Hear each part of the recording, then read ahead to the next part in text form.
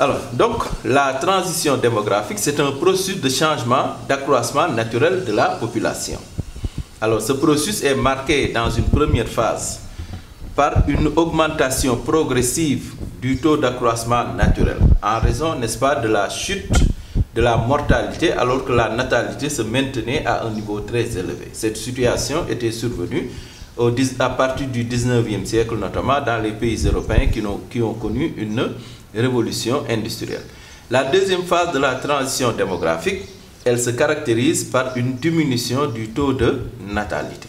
Donc, la natalité aussi va commencer à diminuer et on va assister à une chute, à une baisse progressive du taux d'accroissement naturel.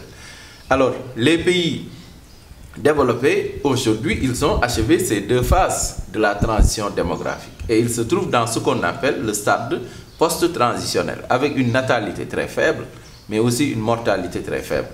Alors que les pays donc, qui sont sous-développés sont souvent dans la deuxième phase de la transition démographique. Donc, ils se caractérisent par une augmentation forte de leur population, un taux d'accroissement naturel qui reste toujours important, même si, n'est-ce pas, ce taux-là connaît une tendance donc, à la baisse. Donc, voyez-vous, on peut dire, n'est-ce pas, que la situation démographique dans le monde permet d'opposer deux groupes de pays, les pays développés et les pays sous-développés. Alors maintenant, à partir de toutes ces explications, je vais vous proposer, n'est-ce pas, ces tâches à faire. Première chose, donc, je vous demande de calculer le taux d'accroissement naturel. Comme vous le savez, il est exprimé en pourcent. Donc, vous allez poser cette opération et vous allez documenter le tableau. Vous avez vu que pour le tableau, la colonne réservée au taux d'accroissement naturel n'est pas du tout documentée. Donc, vous allez calculer et pour chaque pays, préciser son taux d'accroissement naturel. Deuxième tâche, demande de commenter le tableau statistique après avoir identifié les deux groupes de pays. Vous avez vu que quelque part, je vous ai facilité la tâche. Donc, vous reprenez un peu ce que j'ai dit en y mettant la forme. Vous avez déjà les deux groupes de pays. Donc, le commentaire va consister à caractériser, n'est-ce pas, la situation de chacun de chaque groupe de pays. Vous savez, cet exercice-là ne se fonde pas seulement sur le tableau statistique, mais sur vos prérequis. C'est des leçons que nous avons faites. N'oubliez pas que c'est un cours de remédiation et de consolidation. Ensuite, on demande de représenter graphiquement la répartition par âge de la population de ces pays en considérant tous les groupes d'âge. Alors, la précision ici est de taille. Considérez tous les groupes d'âge. Si vous regardez le tableau statistique, vous avez vu qu'on vous a donné la part des moins de 15 ans, mais aussi la part des plus de 65 ans. Alors, les groupes d'âge, vous savez, ce ne sont pas que les jeunes et les vieux. Nous avons aussi les adultes, dont la proportion ici n'est pas donnée. Donc, pour chaque pays, vous allez calculer la part des adultes avant de procéder à la représentation graphique. Alors, ce graphique-là aussi, pour le faire, vous allez choisir, n'est-ce pas, le graphique le plus pertinent pour chaque pays. Là aussi, certainement, vous savez bien que plusieurs graphiques peuvent être réalisés. Vous avez des graphiques qui peuvent permettre une comparaison, des graphiques qui peuvent favoriser une répartition, ou bien des graphiques qui peuvent permettre de représenter une évolution. Ici, n'est-ce pas, c'est une répartition. Vous avez une population globale répartie dans 3 groupes d'âge. Donc, il faut choisir le graphique le plus pertinent pour ce type de données statistiques. Alors, maintenant, la dernière question, c'est l'estimation de la population de chaque pays en 2027. Donc, il faut estimer la population de chaque pays en 2027. Alors, comment on doit s'y prendre? La formule, je vous la propose. Donc, vous avez la population de chacun de ces pays-là en 2017. C'est précisé sur le tableau 2017. Donc, nous connaissons la population de ces pays en 2017. Et ce que nous voulons connaître, c'est la population de ces pays en 2027.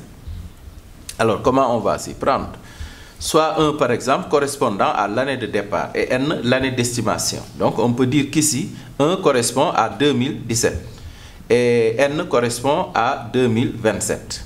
Donc, on peut dire que P1, c'est la population en 2017. Et Pn, c'est la population à estimer, c'est la population en 2027. Donc, la formule est là. Pn, c'est-à-dire la population en 2027, 2027 va être égale à P1, la population en 2017, facteur de 1 plus le taux d'accroissement naturel à la puissance n moins 1. Donc n ici étant égal à l'année d'estimation, donc 2027, et 1 étant égal à l'année de départ, c'est-à-dire 2017. Donc voilà la formule à partir de laquelle vous devez estimer la population de chacun de ces pays. Alors, je vous oriente un peu. Faites attention quand vous aurez à estimer la population du Japon. Parce que là, il y a une situation à prendre en compte. Si vous calculez le taux d'accroissement naturel du Japon, vous allez vous rendre compte qu'il est négatif. Donc ça aussi, c'est un aspect qu'il faut prendre en compte. Parce que c'est ça qui permet de montrer comment la population du Japon risque, n'est-ce pas, de diminuer au fur et à mesure, n'est-ce pas, de ces années à venir, compte tenu, n'est-ce pas, du déclin démographique et même de la régression démographique que ce pays est en train de vivre, n'est-ce pas, avec la chute importante de la fécondité.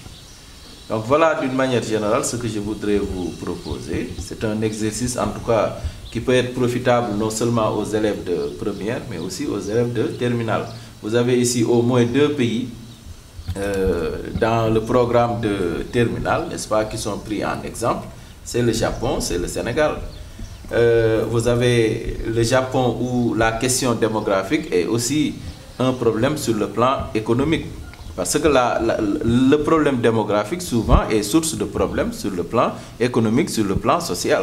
Donc quand on étudie le modèle économique japonais, la situation démographique du Japon est forcément convoquée parce qu'elle impacte très fortement sur l'activité économique. Le Sénégal aussi, avec ce poids démographique important, cette jeunesse très nombreuse, n'est-ce pas, qui pose des problèmes de formation, des problèmes d'éducation, des problèmes, n'est-ce pas, d'emploi, mais ça aussi a un impact important dans l'activité économique de nos pays. Donc voilà, et bon courage.